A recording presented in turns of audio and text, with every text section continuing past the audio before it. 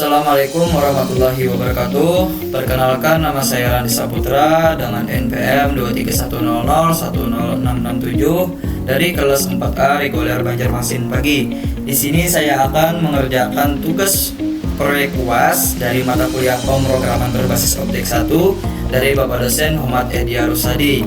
Dan untuk memaksimalkan nilai saya, di sini saya akan memasukkan 14 macam materi dalam proyek saya. Yang pertama ada class, yang kedua ada objek, yang ketiga ada atribut, dan yang keempat ada konstruktor, yang kelima mutator, yang keenam aksesor, yang ketujuh enkapsulasi, yang kedelapan inheritance, yang kesembilan polimorfisme, yang ke-10 seleksi, yang ke-11 perulangan, yang ke-12 air sederhana, yang ke-13 array, dan yang terakhir yaitu yang ke-14 error handling. Di sini kita langsung saja masuk ke dalam proyek saya atau program saya. Di sini dalam program saya ini terdapat ada 4 kelas. Yang pertama kelas buku, yang kedua kelas buku fiksi, yang ketiga kelas buku non fiksi, dan yang terakhir yaitu kelas toko buku. Baik, di sini saya akan menjelaskan terlebih dahulu di bagian kelas buku. Jadi di sini terdapat ada 3 atribut utama yang kita deklarasikan sebagai private, yaitu judul, penulis, dan harga. Karena sifatnya private, maka atribut ini tidak bisa langsung diakses dari luar kelas. Inilah yang disebut enkapsulasi, yaitu menyembunyikan data agar hanya bisa diakses melalui metode tertentu. Baik, selanjutnya kita masuk ke konstruktornya. Dalam konstruktor ini berfungsi untuk memberikan nilai awal saat objek buku dibuat. Parameter judul, penulis, dan harga akan langsung mengisi atribut pada saat objek buku dibuat. Keyword this menunjukkan bahwa kita sedang mengakses atribut milik objek itu sendiri. Selanjutnya kita akan masuk ke bagian aksesor, bagian getter.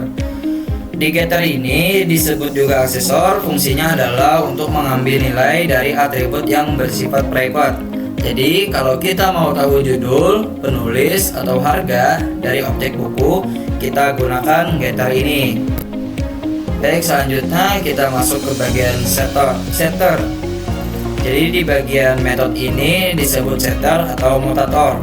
Fungsinya adalah mengubah nilai dari atribut private. Dalam hal ini hanya harga yang boleh diubah dari luar kelas. Dan di bagian akhir pada kelas buku ini terdapat metode untuk polimorfisme. Metode info buku ini nantinya akan digunakan untuk menampilkan informasi buku. Karena metode ini bisa diubah di override oleh kelas turunan, maka metode ini mendukung konsep polimorfisme, yaitu satu metode dengan banyak bentuk. Baik, selanjutnya kita masuk ke kelas buku fiksi. Ya, jadi di buku fiksi ini terdapat konstruktor yang memanggil konstruktor dari superclass dari kelas buku. Jadi konstruktor ini digunakan saat kita membuat objek buku fiksi. Di dalam konstruktor ini kita langsung memanggil konstruktor dari kelas induk buku menggunakan keyword super. Nah, yang ini keyword super. Tujuannya agar nilai judul, penulis, dan harga langsung diteruskan ke konstruktor milik kelas buku. Selanjutnya di bagian override method untuk polimorfisme. Jadi di sini kita melakukan override terhadap metode info buku yang ada di kelas buku. Ini adalah salah satu contoh nyata dari polimorfisme. Kita menambahkan baris khusus kategori fiksi supaya saat metode ini dipanggil tampilannya berbeda dari kelas induknya. Kemudian kita tetap memanggil metode info buku milik kelas buku dengan super info buku. Jadi yang ini super info buku agar detail judul, penulis, dan harga tetap ditampilkan. Baik, selanjutnya kita masuk ke bagian buku non fiksi. Jadi di bagian buku non fiksi ini kita mendeklarasikan kelas buku non-fiksi sebagai kelas turunan dari kelas buku menggunakan keyword extends yang ini.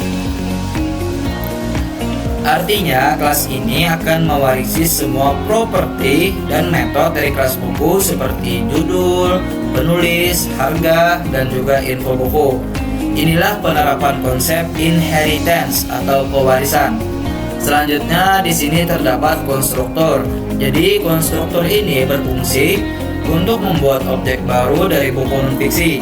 Di dalam konstruktor ini kita memanggil konstruktor dari kelas buku dengan super yang ini agar nilai judul, penulis, dan harga langsung disimpan pada atribut dari kelas induknya. Selanjutnya di sini terdapat override metode info buku untuk polimorfisme. Di sini kita mengoverride metode info buku dari kelas buku. Tujuannya adalah agar saat objek dari buku non-fiksi menampilkan info akan muncul tambahan informasi kategori, yaitu kategori non-fiksi. Jadi sebelumnya kan ada kategori fiksi di bagian buku fiksi. Karena ini kelas buku non-fiksi, kita masukkan kategori non-fiksi. Setelah menampilkan kategori, kita lanjutkan dengan memanggil metode info buku milik kelas induk agar tetap menampilkan judul, penulis, dan harga. Inilah merupakan contoh nyata dari polimorfisme lagi, yaitu metode yang sama info buku tapi memiliki perilaku yang berbeda tergantung objeknya. Baik, selanjutnya kita masuk ke bagian toko buku. Jadi di sini terdapat import Java Util ArrayList, import Java Util Scanner. Jadi kita mengimpor ArrayList dari Java Collections dan Scanner untuk input dari keyboard. ArrayList akan kita pakai untuk menyimpan kumpulan objek buku. Jadi disinilah titik masuk utama dari program, yaitu method main. Di sini kita buat objek scanner untuk membaca input dari user. Kemudian kita buat ArrayList bernama daftar buku. Yang ini. Yang akan menyimpan semua buku baik fiksi maupun non-fiksi. Karena tipenya buku, maka kita bisa menyimpan semua objek turunan dari buku. Inilah kekuatan polimorfisme. Dan di sini, bagian sini, kita tampilkan menu ke user dan menggunakan perulangan do while agar menu akan muncul terus sampai user memilih keluar.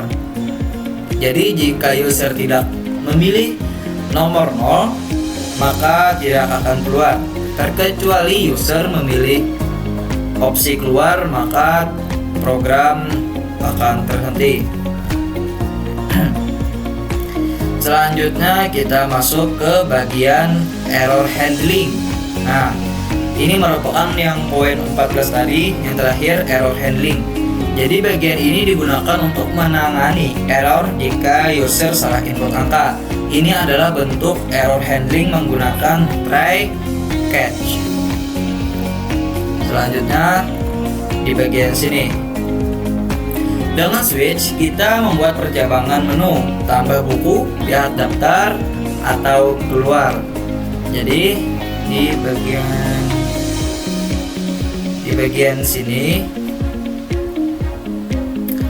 user diminta mengisi jenis buku, judul, penulis, dan harga. Disinilah kita menggunakan IO sederhana, atau IO itu singkatan input output. Nanti kita praktekkan pada saat dijalankan. Oke, selanjutnya kita masuk ke bagian sini. Kita gunakan seleksi if else untuk menentukan apakah objek yang dibuat adalah buku fiksi atau buku non fiksi. Ini adalah penerapan polimorfisme karena kita menyimpan objek dari kelas turunan ke dalam ArrayList dari kelas buku. Selanjutnya, jika buku sudah ditambahkan bagian sini, jika buku sudah ditambahkan, kita tampilkan semuanya. Kita gunakan perulangan for each, dan setiap objek akan memanggil metode info buku. Karena metode ini di override, maka hasilnya bisa berbeda tergantung apakah itu buku fiksi atau non fiksi. Polimorfisme berjalan di sini. Selanjutnya di bagian sini, seleksi harga. Setelah info buku ditampilkan, kita melakukan seleksi if untuk mengklasifikasikan apakah buku tersebut mahal atau tidak berdasarkan harganya.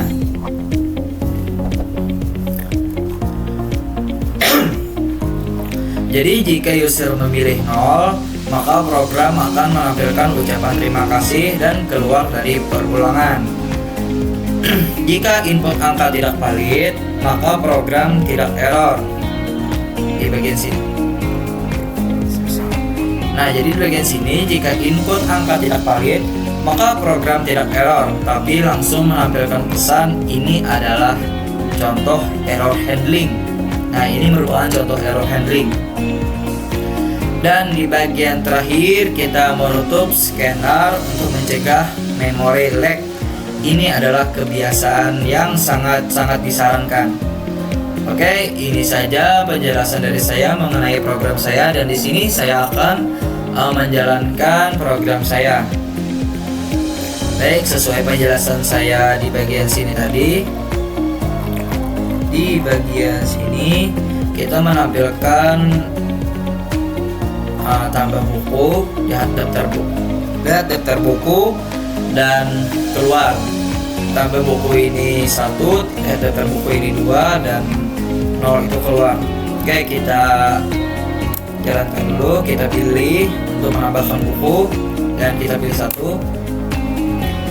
Jadi di sini jenis bukunya ada fiksi dan non fiksi. Kita pilih misalnya fiksi. Untuk judul buku misalnya Kisah Sang Legenda. Kisah Sang Legenda. Untuk penulisnya saya sendiri, misalnya namanya Ranti. Untuk harganya misalnya kita buat harga 120.000 misalnya. Dan yang kedua, kita tambahkan lagi bukunya, kita pilih non fiksi.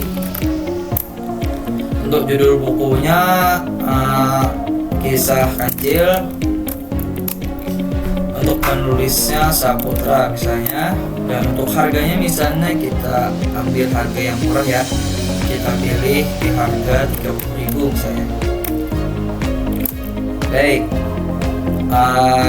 misalnya kita tambahkan buku lagi, tetapi di bagian sini kan opsinya fiksi atau non fiksi. Kalau misalnya kita typo, misalnya ini misalnya Pax, dan judul bukunya belajar menghitung, belajar menghitung. Untuk penulisnya misalnya Yani misalnya ya, Yani. Untuk harganya misalnya 120.000. Nah, maka terdeteksi jenis buku tidak dikenali, buku tidak bisa ditambahkan. Karena apa? Karena di bagian jenis buku kita salah